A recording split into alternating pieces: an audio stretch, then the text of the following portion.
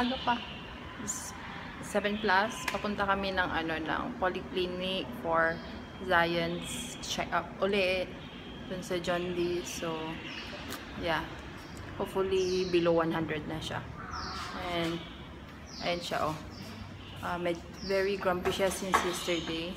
Kasi gassy ata siya. So, yun, hindi siya masyadong nakakapagpahinga ng maayos. Lagi siyang nag-nga-nga. So, yun. And si baby, wait. Hi, baba. Kanina umaga pala bumili si Dwayne itong parking coupon. This is the old school way. So ano siya, isang coupon, isang $1. Can I try it already? Yeah. So then tatanggalin mo lang yung yung kung anong year. So this one is 2015, then month, then day, and then kung anong from what time to what time. Yan. So $1 siya. This one is $1 for what? Usually $1 is for an hour. 1 hour. And they got 50 cents. 50 cents is for half hour. So kung dalawang oras ka doon, lalagyan mo dalawa. Yeah, cute no, old school parking coupon. Usually ganyan na barrier. But some HDB wala pang barrier, right, baba? Yeah. So it was a little tough to find just now for once. Yeah. So, yep. Ayan, si Boy Boy. Oy! Nakuha na siya ng ng dugo. So, waiting na lang kami for the result. Chini chin chin chin chin. Chini chin chin chin chin. Suplado. Hi! Good morning! Oy! Big mouth, big mouth! Bumibili si Dwayne ng ng breakfast. Uy! Zion! Ayaw pa istorbo.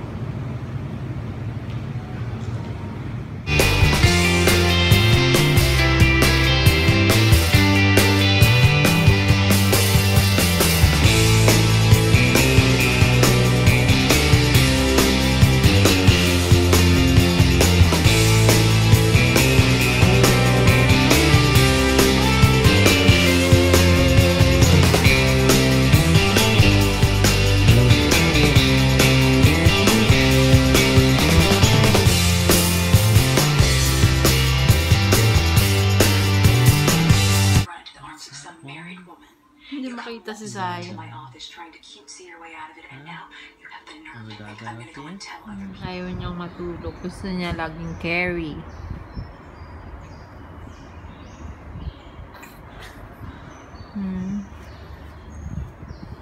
Uncomfortable kasi siya. Parang gassy pa rin siya. Yan. Hello. Oo, video. Suplado. Lunch time. So, as usual, rice, ikabundok na rice. And yung chicken sesame oil, right, baby? Yeah. Chicken cooked with sesame oil and black fungus. And egg with long bean. Then yung soup, ABC soup daw. So, yun. Kain tayo. Baba. Let's eat. You washing clothes, ha? Eh? Hello. Dapat magnanap ako eh. Naantok ako kanina kaso tawag doon. Nagutom si baby. So, napornada yung aking nap. And as you can hear from the background, it's my hubby snoring. Tapos nandito rin si baby. Borlogs. Ay, and winay pala siya kanina sa polyclinic. And siya, 5.2 kilogram. So, yun. Hindi kina ni auntie to, oh, yung extra thread ng ano ng t-shirt niya. Maya tanggalin ko. Ayun. Ay. Galit na ang lolo mo.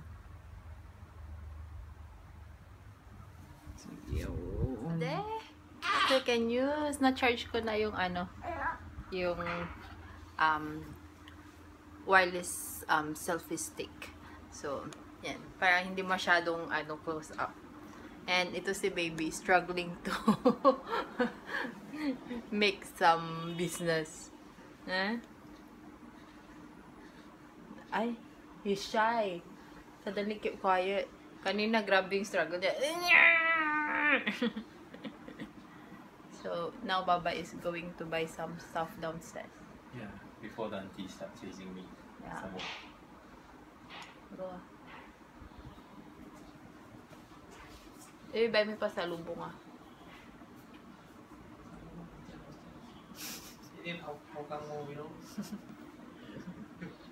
So, yun. And they're on the way here already or later?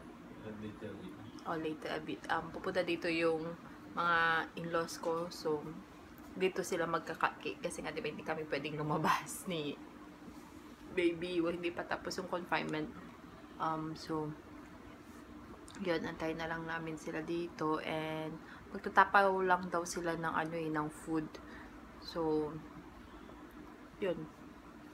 Ano pa? Excited na ako kasi may cake. So, makakain ako ng medyo, sweet stuff today.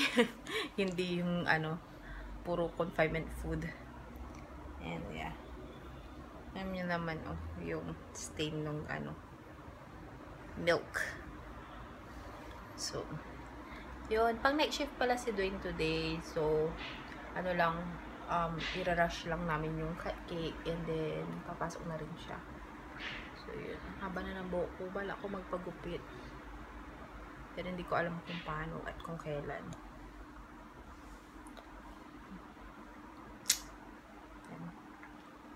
Wala akong maikwento. Parang naninibago ulit tuloy ako mag-vlog kasi diba ang tagal kong hindi na-vlog. Ayan siya. Nagpupupo. Ang hirap niya magpupo.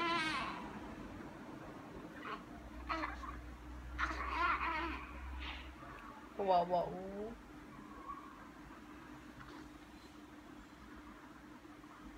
Kaya siya sa inyo.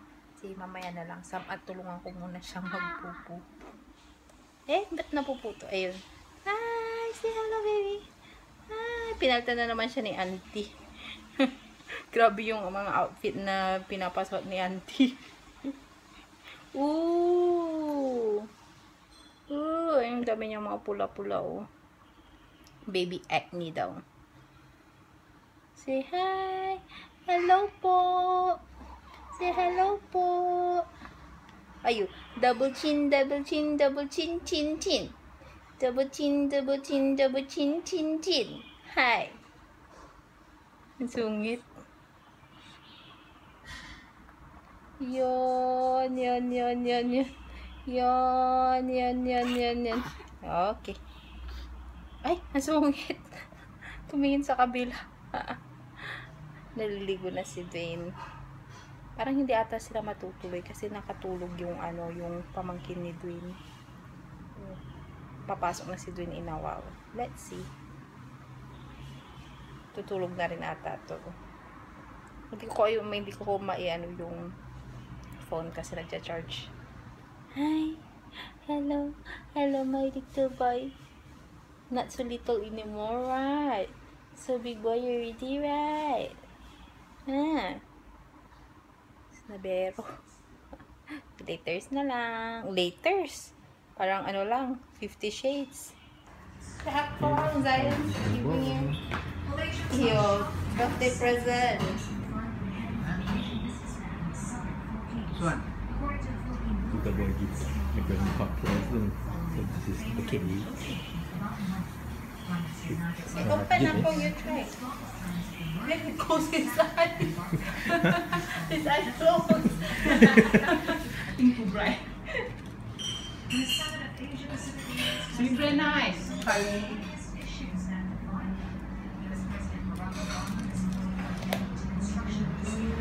can you see if it fits or not.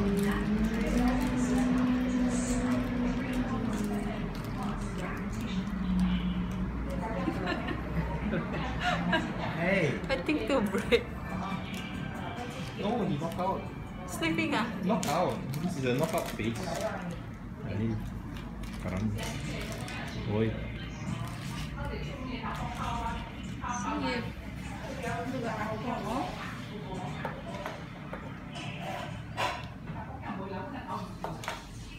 Ada cake smell kurang.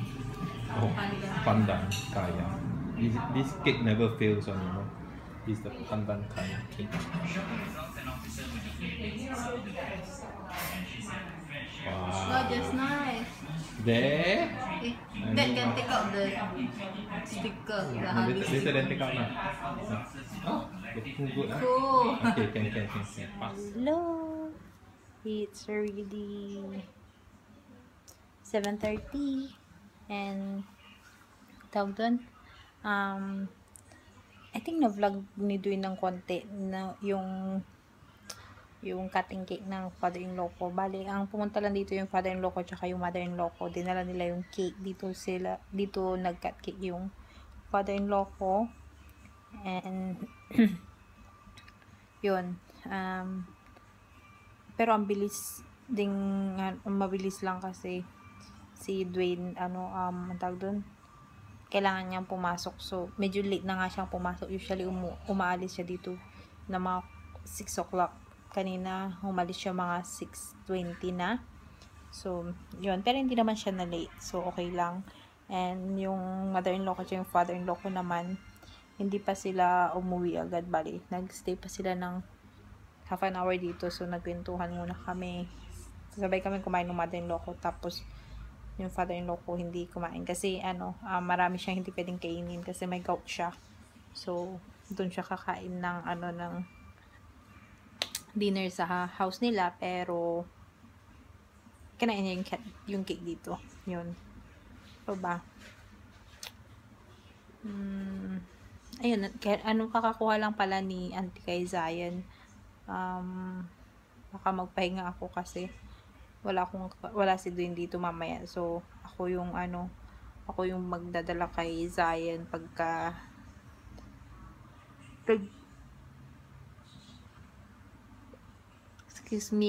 pag madaling araw nagpupo siya or what.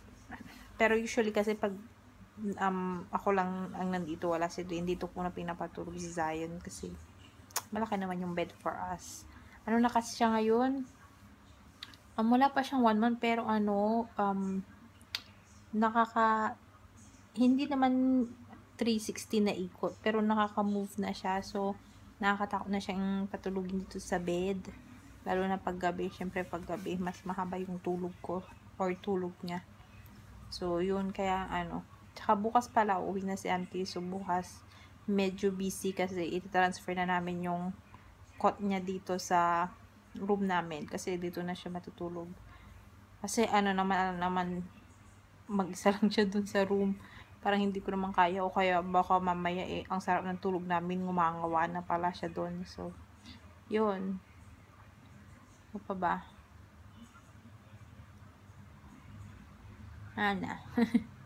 And so maga pa pero mag-good night na ako kasi wala naman na mangyayari. Yun. So mag-good night na ako. Thank you for all the messages. Pasensya na kayo kung hindi ako nakakapag update or vlog ng ng daily, pero tinatry ko na mag-vlog kahit paunti-unti kasi sabi nga ni Ena Bonena i-push ang pag-vlog kasi memory rin yun, masarap balikan pag malaki na yung mga baby. So yun. So good night and thank you so much for watching.